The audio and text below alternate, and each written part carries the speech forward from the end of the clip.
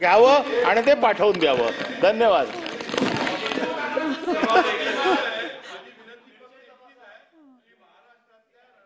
सगळ्या बहिणी स्वतःचंही संरक्षण करतील आणि वेळ आली तर तुमचंही संरक्षण करतील, इतक्या कॅपॅसिटीच्या आहेत त्या. ठीक आहे, बोला बोला. परब साहेब फार मनोरंजक बोलताय, बोला तुम्ही. हा हा, चालेल. चला मग ते लिंबू देणार आहे का तुमच्याकडे ठेवणार तुम्ही?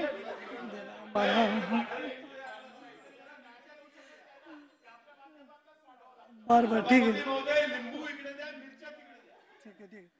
अभिजित वंजारी झालं का तुमचं? झालं.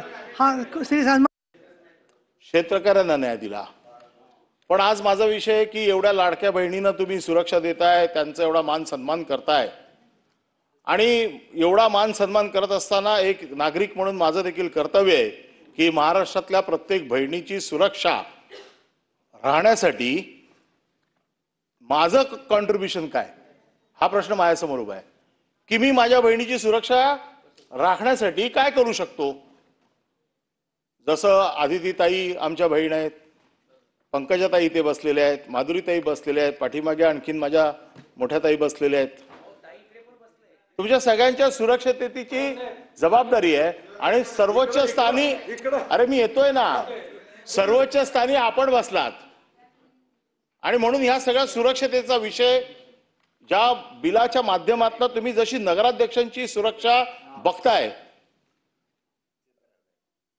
आदितीताई मला ते नगराध्यक्ष होते ना, जिल्हा परिषद नाही, जिल्हा परिषदेच्या अध्यक्षा होत्या आणि आता ह्या बिलामध्ये पण ती प्रोव्हिजन आहे. पण झालंय काय की त्या बिलामध्ये तुम्ही फक्त तेवढी काळजी घेतलेली आहे, पण पालकमंत्री म्हणून जर असं काय होणार असेल तर त्याची काळजी कोण घेणार. आणि सध्या हे तांत्रिक मांत्रिक युगामध्ये जे काय रायगड जिल्ह्यामध्ये तंत्र मंत्र अघोरी प्रकार जे काय चाललंय, एक मिनिट थांबा जरा, सुरक्षेचा विषय, महिलांचा विषय नका घेऊ, काय थांबा ना.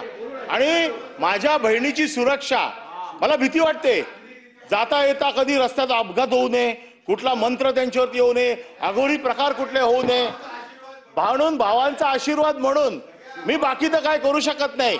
खरं म्हणजे मी अंधश्रद्धा मानत नाही, परंतु मी सुरक्षा कवच माझ्या बहिणीला असावं. आणि ते सुद्धा रायगड जिल्ह्यामध्ये जे काय प्रकार सोशल मीडियावरती बघितले, जे काय अघोरी रेडे कापले गेले असतील, बैल कापले गेले असतील, बळी गेले असतील, अशा बळींपासून माझ्या बहिणीला सुरक्षा मिळावी म्हणून आपलं सगळं मराठीमध्ये लिंबू हे सगळं देतात ना, हे आपल्या माध्यमातून मी त्यांच्याकडे पाठवतोय. माझ्या वतीने सुरक्षित मी तुम्हाला एवढंच देऊ शकतो, जसं आपण नगराध्यक्षाच्या, नाही अंधश्रद्धेचा प्रचार नाही, मला जे वाटतं कदाचित मी चुकीचं असेल, पण माझ्या संस्कृतीमध्ये बहिणीसाठी भावाने काहीतरी केलं पाहिजे. एक दुसरा कोणतरी बहिणीचा जर काय बरं वाईट त्याच्या मनात असेल आणि केवळ पालकमंत्री या एका पदासाठी, तर मी एक भाऊ म्हणून, या सभागृहाचा एक सदस्य म्हणून माझ्या बहिणीची काळजी घेण्यासाठी मला जे काय बहिणीवरती जी काय इडापिडा आलेली आहे ती टळावी म्हणून हे पाठवत आहे. लिंबू तपासून घेते, लिंबू तपासून घ्या आणि नक्की हे प्रभावी आहे, कारण याच्यामध्ये माझ्या भावना चांगल्या आहेत, याच्यात माझ्या भावना चांगल्या असल्यामुळे आपण घ्यावं आणि ते पाठवून द्यावं. धन्यवाद.